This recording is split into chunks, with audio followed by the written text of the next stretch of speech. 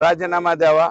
मी स्पष्टपणे सांगतो, नैतिकतेची आणि धनंजय मुंडे यांची गाठच राहिलेली नाही, त्याच्यामुळे नैतिकतेचा वगैरे राजीनामा द्यायचा काही संबंध येत नाही। याला अजितदादांना माझी विनंती आहे की दादा, तुमच्याकडे महाराष्ट्र भविष्यातला एक चांगला नेता म्हणून पाहतोय, तुम्ही ह्या लोकांचं फारसं काय ऐकू नका, हे चुकीचे लोक आहे।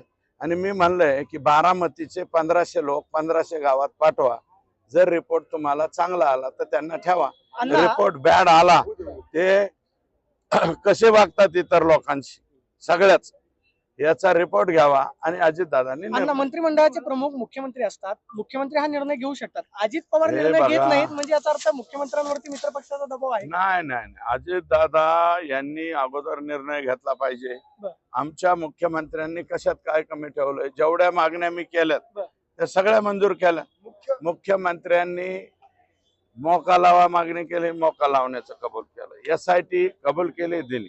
10 लाख रुपयाची मदत आजपर्यंत कुठल्याही मर्डर प्रकरणामध्ये 10 लाख, पण हे युनिक मर्डर आहे ना, हा अतिशय वेगळा, अतिशय चुकीच्या पद्धतीने अमानवी, निष्ठुर काय काय शब्द देता येते तुमच्याकडं शब्दकोशात?